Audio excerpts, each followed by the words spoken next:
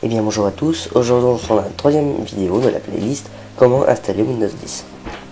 Alors dans cette vidéo, je vous ai fait un topo de 14 astuces pour comment augmenter votre vitesse de Windows. En gros on va l'améliorer. Alors ça s'adresse surtout pour les PC qui sont un petit peu obsolètes ou qui commencent à ramer sur ce système ou qui n'ont pas forcément été vendus avec, même si vous êtes passé dessus. Sachez que ces méthodes peuvent fonctionner la plupart sur Windows 8.1 ou Windows 11. Mais je préfère prévenir qu'il y en a certaines qui ne fonctionneront pas. Je ne vous dirai pas lesquelles, mais je sais qu'il y en a qui ne fonctionneront pas. Alors on va commencer par la première étape, à savoir on va vérifier quelles sont les applications qui démarrent au démarrage de Windows et on va aussi les désactiver. Alors pour ce faire, on va cliquer droit dans la barre des tâches et on va faire gestionnaire des tâches ou alors on va faire CTRL-MAJ échappe. On va se rendre quand votre gestionnaire des tâches est dans ce cas-ci, vous allez faire plus de détails et on va se rendre dans démarrage. Une fois arrivé dans démarrage, on va venir désactiver les applications qui ne nous servent à rien ou qui impactent un très fort un impact au démarrage qui peut être haut comme là, comme vous le voyez. Donc là je les avais désactivés, mais vous voyez que vous pouvez avoir plein d'applications qui démarrent au démarrage et ça dépend de toutes les applications que vous avez installées. Si vous en avez beaucoup qui ont été installées, vous pouvez en avoir plein qui se démarrent au démarrage. Et ce qui est un petit peu problématique, c'est que si par exemple vous avez un HDD, donc un disque dur, déjà que c'est assez lent, si en plus vous avez des tonnes de logiciels qui démarrent, déjà ça peut vous gêner parce que ça peut faire des fenêtres pop-up, à savoir des pages de notification, de pub, de tout ce que vous voulez. Et bien en fait, en plus ça vous ralentit le démarrage. Donc moi je vous conseille de tout désactiver, mais de garder uniquement ce qui pour vous est utile et ce qui est utile pour l'ordinateur. Attention à ne pas désactiver quelque chose que l'ordinateur aurait vraiment besoin. Et voilà pour la première astuce. Pardon. Alors la deuxième astuce, c'est augmenter le nombre de cœurs qui sont en service au démarrage de Windows. Alors ça peut paraître un petit peu tabou comme ça, mais ne vous inquiétez pas, ça n'est pas très compliqué. Alors on va venir taper la commande msconfig, juste ici, en prenant la fenêtre exécuter. Donc vous faites Windows R, ou vous cliquez droit sur le menu démarrer, vous choisissez exécuter. Quand vous aurez tapé msconfig et que vous avez appuyé sur entrée, vous allez arriver sur cette fenêtre configuration du système. Alors nous, ce qui va nous intéresser, c'est démarrer.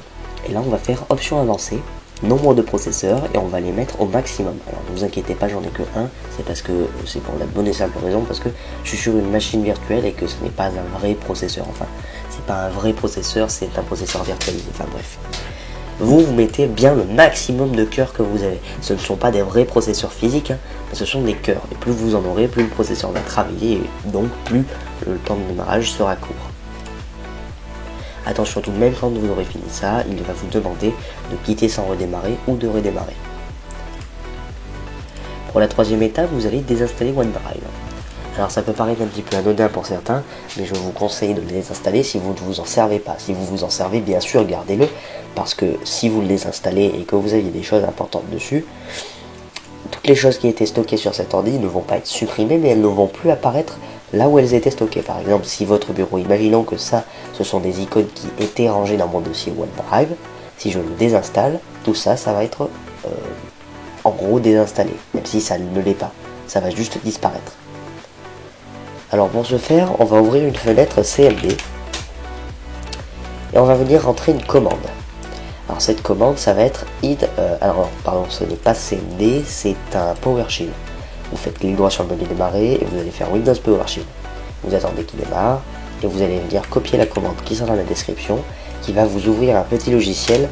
Bon, il va s'exécuter sur votre ordinateur, mais il s'appelle Déblotter.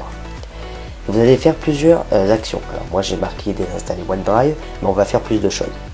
Pour commencer, on va désinstaller OneDrive. Vous venez juste ici, vous faites Uninstall OneDrive.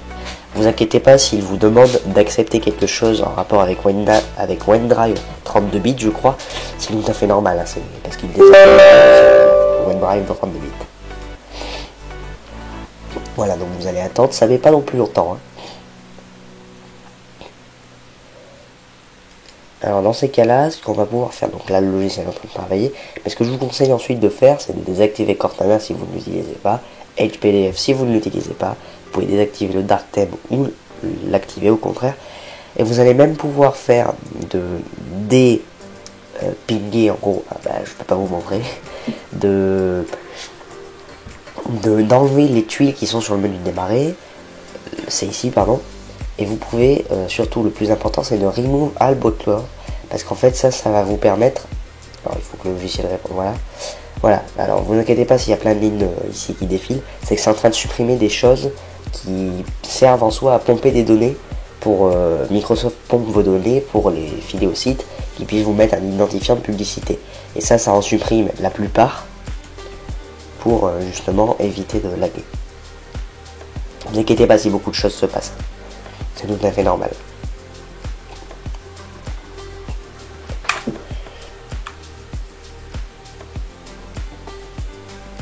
Et voilà, quand vous avez fini, vous allez pouvoir fermer le logiciel. Bon, alors moi apparemment il n'a pas encore fini. Si, c'est bon. Maintenant on va passer à la troisième astuce. La troisième astuce consiste à désactiver les paramètres qui peuvent pomper des performances. Alors, moi je l'appelle comme ça, mais en soi on va toucher à 3 paramètres qui sont l'optimisation de la distribution, les notifications et les applications d'arrière-plan. Vous allez vous rendre dans la barre de recherche et vous allez taper optimisation de la distribution. Alors il faudrait que j'apprenne à écrire optimisation de la distribution. Et alors je ne sais pas pourquoi sur ce PC je ne l'ai pas. C'est peut-être parce que c'est une machine virtuelle, mais vous pourrez la décocher. Décocher là parce qu'en fait ça va soulager les serveurs de Windows. Ça va faire que au lieu de passer par les serveurs de Windows comme quelqu'un dans le monde entier veut faire une mise à jour, eh bien il va se connecter à votre PC, ça c'est vous qui le définirez, pour faire la mise à jour. Et ça vous prend de la connexion et donc des performances. Désactivez tout parce que ça sert uniquement à Microsoft. Alors on va rester toujours dans les paramètres et cette fois on va se rendre dans les notifications. Alors si vous servez des notifications, bien sûr laissez-les activer, sinon vous n'en aurez plus du tout. Et vous allez faire désactiver toutes les notifications. Pareil, on va encore se retourner dans les paramètres. Et maintenant on va sélectionner les applications en arrière-plan. Et là, pareil, on a plein de trucs qui ne nous servent à rien. Et on va tout désactiver. Si vous, encore une fois, vous vous en servez, laissez-les. Maintenant, on va désactiver les effets d'ombre, de transition et de transparence. Pour le faire, pareil, vous allez ouvrir la fenêtre exécuter et vous allez taper la commande suivante qui sera système.cpl. Vous allez vous rendre dans les paramètres système avancé, paramètres, vous allez choisir en fonction de ce qu'il vous faut en termes de performance. Moi je suis en laissé Windows choisir la meilleure configuration, mais vous pouvez également ajuster afin d'obtenir la meilleure apparence, les meilleures performances, ou vous pouvez tout personnaliser. Si vous mettez la meilleure apparence, toutes les options seront cochées. Et si vous mettez les meilleures performances, toutes les options seront décochées. Et là attention tout de même parce que vraiment c'est moche. Regardez la qualité des textures, c'est vraiment ignoble. Alors vous pouvez le laisser comme ça, c'est pas quelque chose de grave. Par contre vraiment, mettez paramètres personnalisés, désactivez tout, mais au moins laissez, alors je vais juste appliquer, laissez au moins le fait de lisser les polices d'écran. Et si vous voulez avoir les animations du truc qui tourne là, les fenêtres de connexion, là, vous voyez quand Windows démarre, vous avez un truc qui tourne, là, on comptait le Windows spécial. C'est animation des contrôles des éléments à l'inférieur. Oui, c'est ça, animation, les contrôles, animer les contrôles et les éléments à l'inférieur des fenêtres, l'intérieur. Vous allez laisser ça. Alors moi, je vais mettre tout. Quand vous aurez fait ça, vous aurez déjà amélioré une bonne partie de l'affichage et ça va soulager les calculs graphiques de votre processeur. Vous allez vous rendre dans les paramètres. Et vous allez chercher la transparence. Afficher la transparence dans Windows. Et vous désactiver. Alors moi, bon, Windows n'est pas activé, donc je ne peux pas le désactiver. Mais vous pourriez. S'il était activé. Et maintenant, on va faire les transitions. Alors, non, c'est les animations, excusez-moi. Vous allez chercher les animations. Et pareil, vous allez désactiver tout. Afficher la transparence, pareil, vous pouvez l'enlever. Voilà. On va passer à l'étape précédente, Windows. Toujours pas. Vous allez trier les icônes sur le bureau. Alors je ne l'ai pas marqué, mais je vais le rajouter.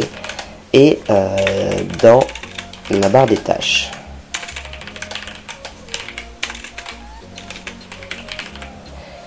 En effet, quand Windows va démarrer, il va charger tout ce qui est sur votre bureau. Là, je n'ai rien, mais si vous avez un bureau 100% rempli ou une barre des tâches avec beaucoup d'icônes, ça va ralentir votre ordinateur puisqu'il aura à charger toutes les icônes. Le mieux, c'est de regrouper tout ce que vous avez de façon ordonnée. Bon, pas comme je le fais là, mais de façon ordonnée. Par exemple, si vous avez des fichiers de, je sais pas moi, des images des vacances 2022, vous allez créer un dossier machin vacances 2022, vous allez tout mettre dedans, ça va éviter à Windows de devoir tout charger. Pareil pour la barre des tâches, on va désactiver afficher le bouton application active, afficher le bouton Cortana, vous pouvez même réduire la fenêtre recherchée. Et ce que je vous conseille surtout, c'est de désactiver les actualités du centre d'intérêt parce que ça pompe beaucoup, parce que ça va tout le temps chercher en fait les actualités sur internet. Quand vous aurez fait ça, on va passer à l'astuce suivante. L'astuce numéro 7, c'est activer le mode jeu. Alors ça, c'est plus pour ceux qui veulent faire du gaming. Bien que normalement, il est activé par défaut. Mais je vais vérifier. Voilà, paramètres du mode jeu, il est activé par défaut. Ce qu'on va en profiter pour faire, c'est le Xbox Game Bar, on va le désactiver parce que ça peut être bien si vous l'utilisez, gardez-le. Moi je l'utilise et j'aime bien, mais il y a beaucoup de gens qui le désactivent parce que ça pompe des données puisque ça envoie des requêtes au logiciel pour prendre des captures d'écran. Et c'est vrai que ça peut impacter les performances. L'astuce suivante, ça va être désactiver les services de localisation. Alors pour la localisation, on va se rendre encore une fois dans les paramètres et on va taper localisation. Enfin, localiser mon appareil. Et là, vous allez faire modifier et vous allez passer en désactiver si ce n'est pas le cas pour vous. On va désactiver l'expérience partagée. Pareil, vous ouvrez les paramètres et vous allez faire expérience partagée. Quand vous allez y être, vous allez le désactiver. Ensuite, on va désactiver les paramètres de confidentialité. Alors, on va pas les désactiver, mais on va tous les décocher. Tout simplement parce que Microsoft va en fait pomper vos données. Les paramètres de confidentialité, c'est juste ici. En fait, voilà, il va pomper vos données pour les renvoyer à des sites web et utiliser du contenu local en fonction de ce que vous regardez. Vous aurez des publicités en fonction de ce que vous regardez à cause de ça. Maintenant, on va activer la section performance optimale. En effet, Windows, quand vous ouvrez le panneau de configuration et que vous allez dans matériel et audio, options d'alimentation, vous pouvez voir que vous êtes en utilisation normale, en économie d'énergie, et vous avez des modes supplémentaires, performance élevée. On pourrait croire que c'est vraiment bien, mais il y a encore une pépite cachée, un petit truc que vous pouvez sortir, et ça c'est grâce à une commande. Alors c'est pas moi qui l'ai trouvé, ça vient de French Hardware, je pense que tout le monde l'avait compris. Et la commande c'est celle-ci, donc c'est Power CFG Duplicate Chain machin. En fait, on va toucher au paramètre Power, comme ça peut se dire là, et on va lui créer une nouvelle variable. On l'active, on revient dans le panneau de notification. Qu'est-ce que j'ai fait? Il faut ouvrir un CMD, pardon. Et là, vous copiez la commande et vous l'exécutez. On va ouvrir le panneau de configuration, matériel et audio, options d'alimentation, et vous voyez qu'un nouveau mode est apparu. Alors, bon, apparemment ça a fonctionné en le faisant via exécuter, parce que là vous voyez j'ai deux modes. On doit pouvoir les supprimer, voilà, on peut les supprimer. Moi j'en ai deux, il m'en faut qu'un. Faites performance optimale, mais je vous laisse réfléchir pour les ordinateurs portables parce que ça va consommer davantage d'électricité.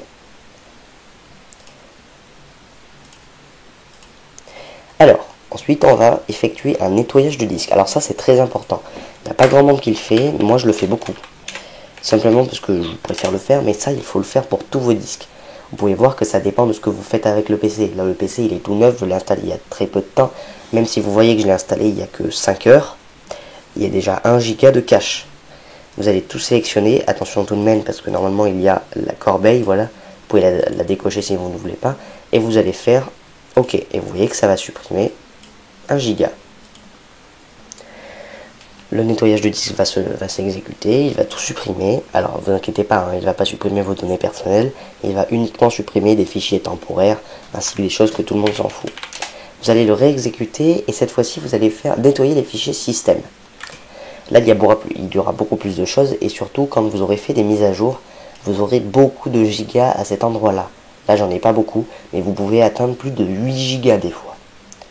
Vous allez tout sélectionner et pareil, on va faire effacer.